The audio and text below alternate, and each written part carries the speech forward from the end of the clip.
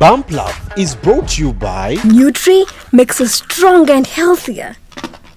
Strong like a superhero. Yes, son. Every spoonful of Nutri comes loaded with the necessary vitamins, protein and minerals for you and your family to become healthier and stronger. Pick up a pack today from your nearest store. Nutri. Every spoonful counts.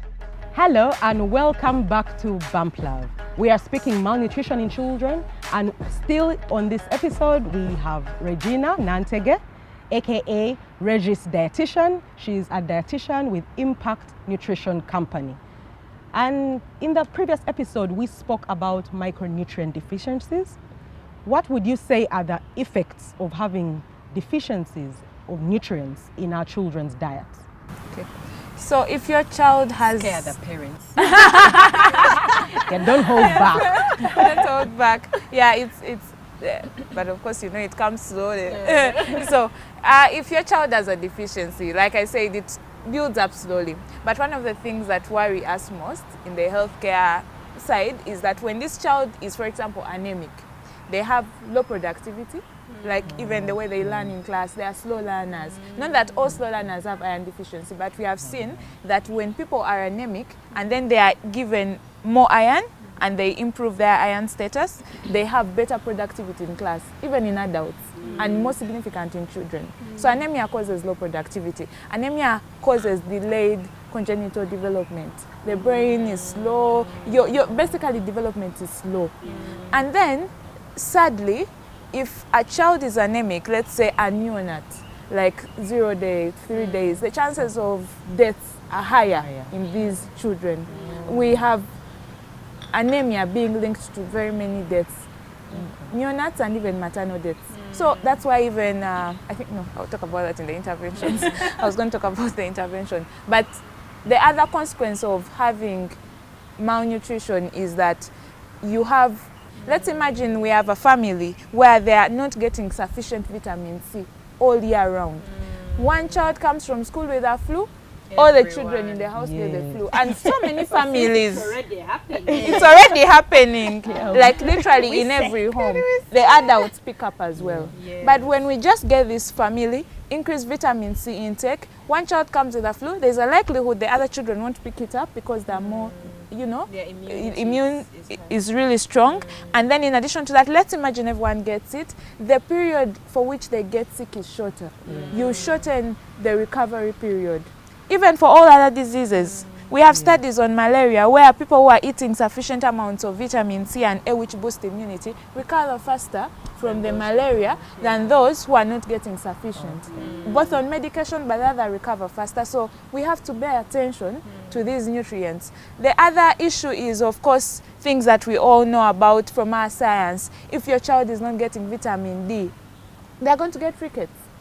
Yes, because I remember that word in school. Yeah, because they are developing and their bones are growing, but they are not being formed well. So it's like there's a burden and there's a curve. Is ricket the curve, the bow legs? Yes. So you're deforming this child. They could sue you when they're old. Like literally you could just get out in the sun and get this vitamin. But you're so right, because you get many parents asking about, oh, how can I correct my child's bow legs? And they'll go to hospital and they'll be like, just let the child out more often. But because we are in a protective way, we are protecting our children, let them not fall down, let them not get bad manners from the neighbor. You keep them inside the house watching TV instead of allowing them to go outside and explore the world.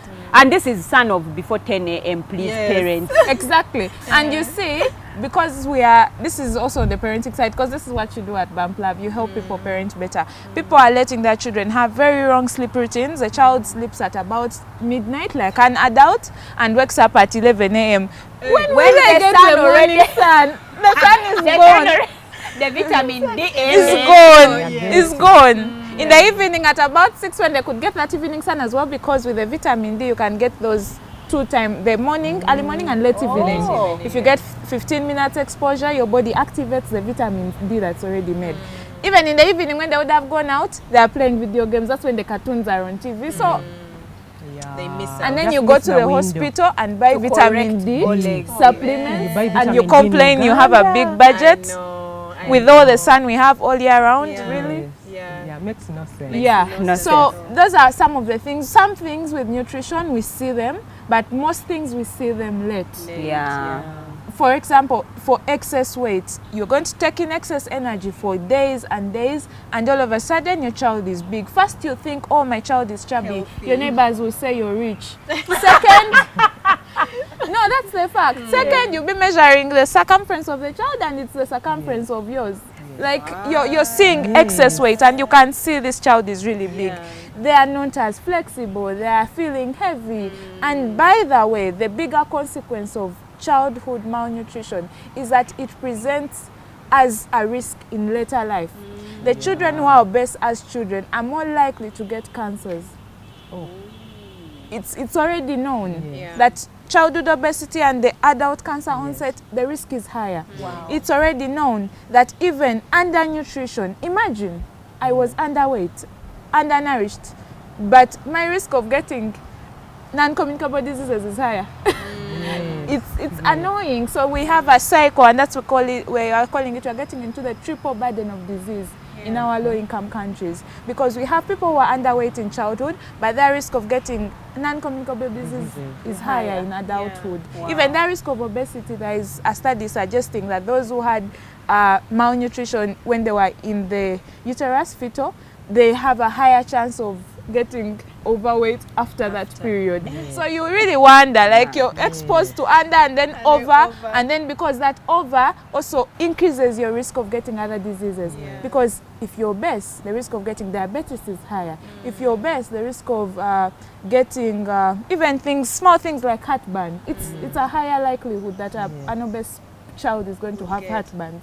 Small things, some we see every day, some we see after a very long time. And that's why it's hard for us to accept that we need to eat healthy, because it's like I'm talking about things of the future. Your child might get bow legs, your child might become overweight, so you don't see it now. At this time you're like, let me just enjoy what I like to eat.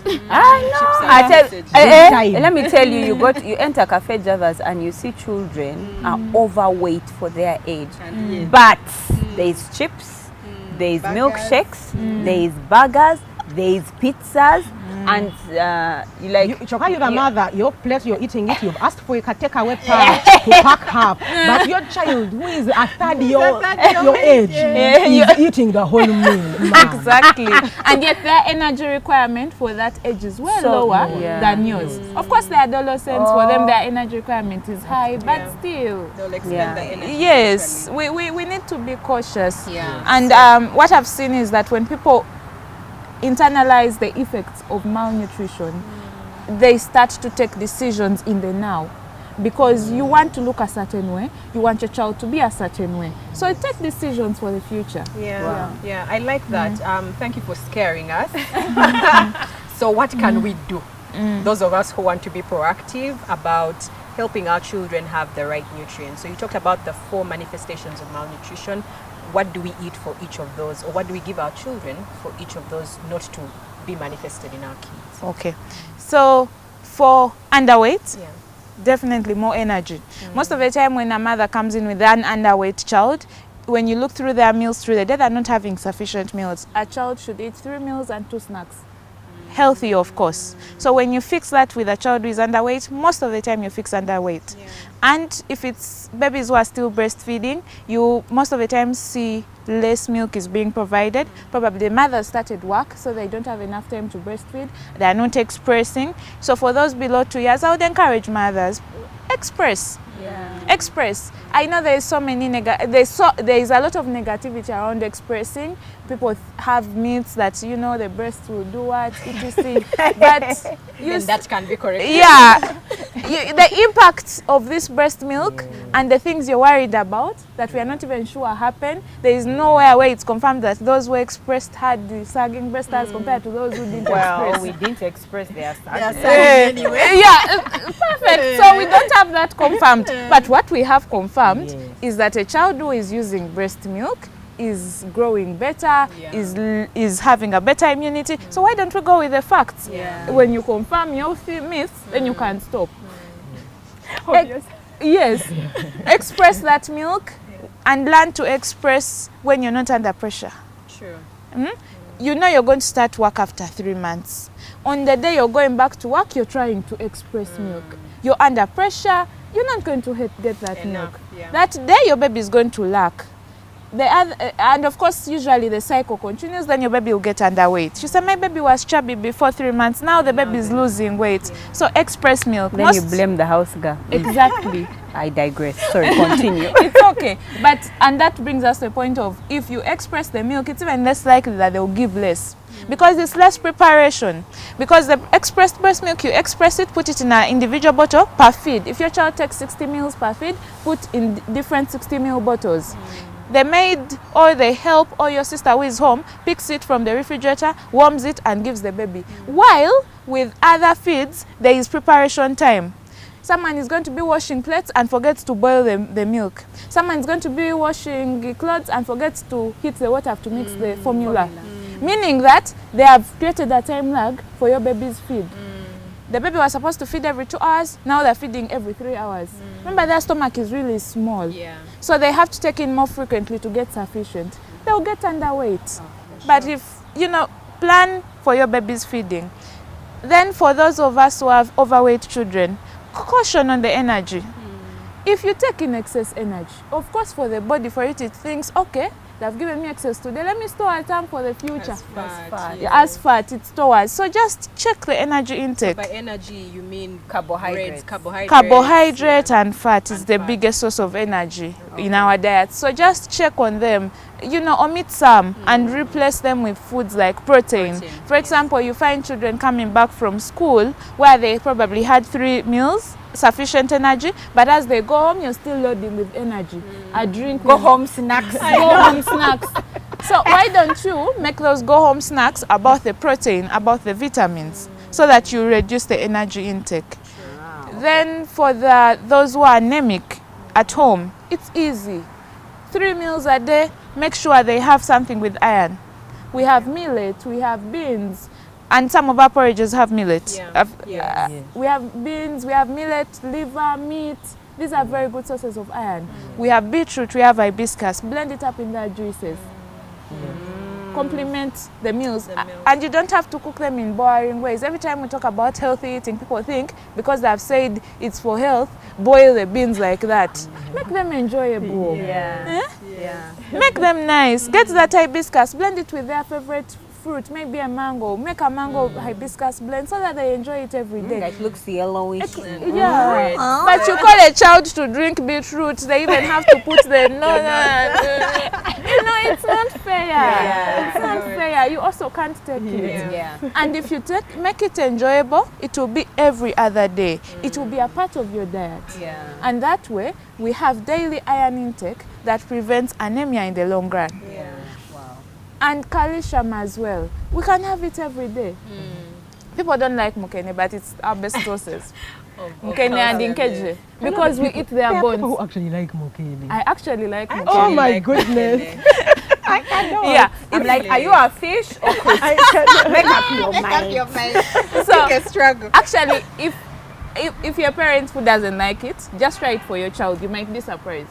They might like it. Because we have our biases. Let's not push them to them, especially because it's one of our best sources of calcium. The next is milk. The other is greens. By the time you eat a katasa of greens, the person eating mukene will have gotten enough calcium from a small serving. So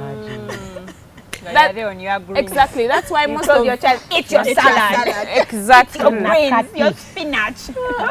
So the greens have, but then they have slightly less, and so just make a powder from the mukene. It can help. It helps. And we can make these things a part of the daily meals. You see, we are the ones who expose kids to these foods. You choose what they will eat. Where you find a mother saying, for me, my child refused to eat oranges because now I'm looking for vitamin C. My child refused to eat carrot and pumpkin for the vitamin A. And you're saying, I gave them carrots, they refused. You see, they always ask for pizza. Who introduced them to the pizza? You did. As if they bought it themselves. Yes, you bought it. You're the one who took them. You're the one who took them. Can't you also introduce them to the carrots? Yeah. Wow. Really? And make them fun. Okay, so we've talked about the micro, which is really in our homes and their home level. But are there like some macro, like interventions in Uganda, and how can one access these interventions? So we have two kinds of interventions. There are so many actually being done.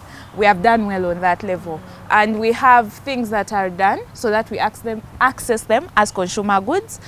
We have fortified oil. All oils in Uganda are mandatory are supposed to be fortified with vitamin A.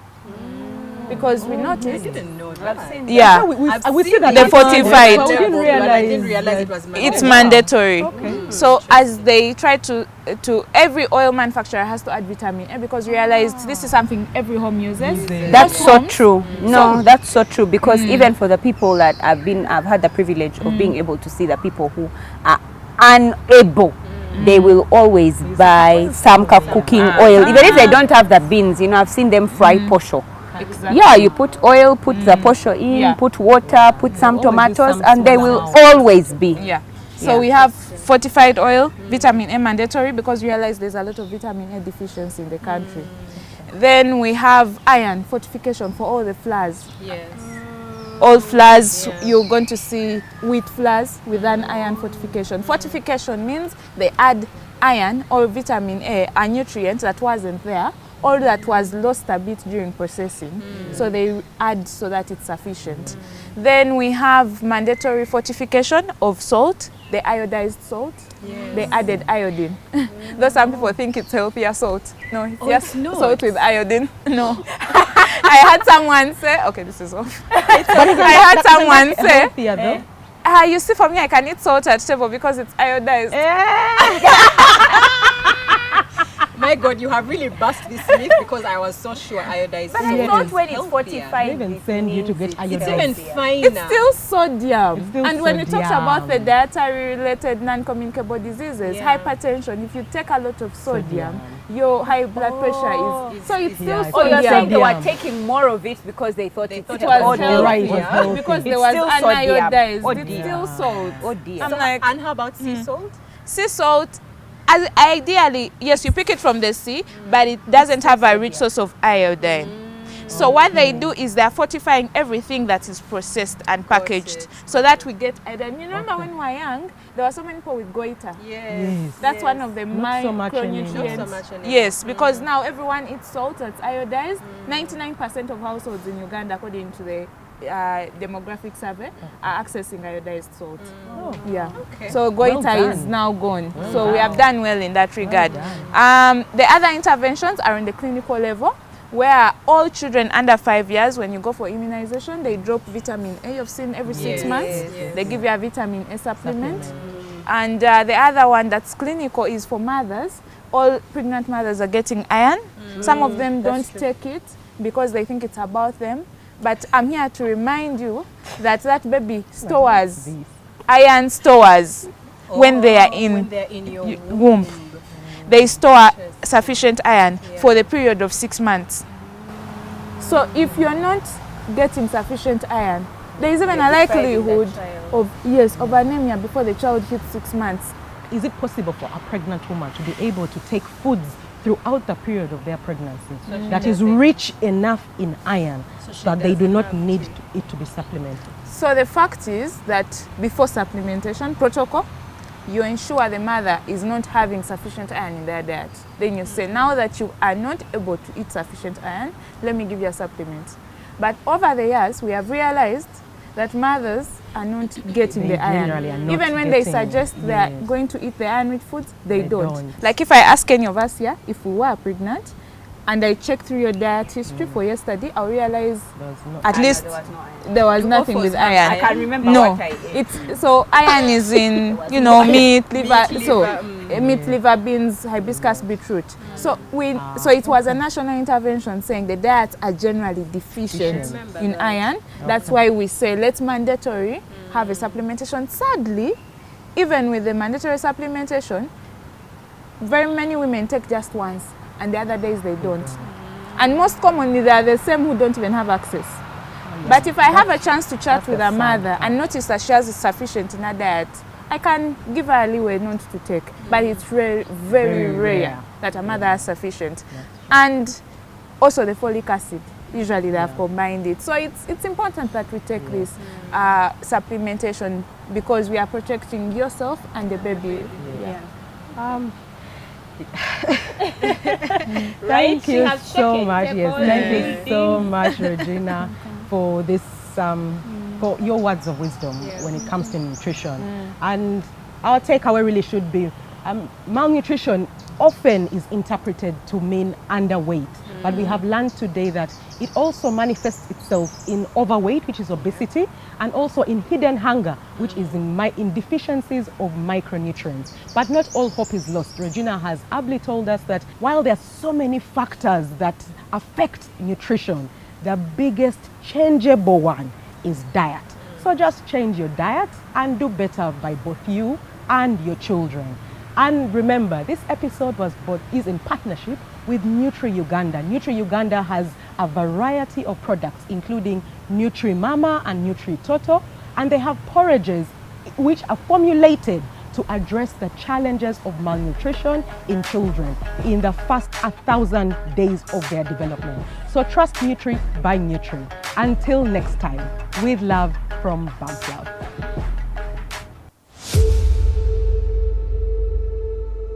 Hi, Rachel here. We have some great news from Bump Love. This month of March, we are giving an opportunity to all women-led businesses and any business targeting women to advertise on our online platforms at a discounted rate. For more information, call the number on your screen.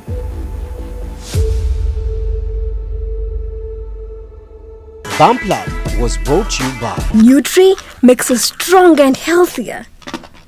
Strong like a superhero. Yes, son. Every spoonful of Nutri comes loaded with the necessary vitamins, protein and minerals for you and your family to become healthier and stronger. Pick up a pack today from your nearest store. Nutri. Every spoonful counts.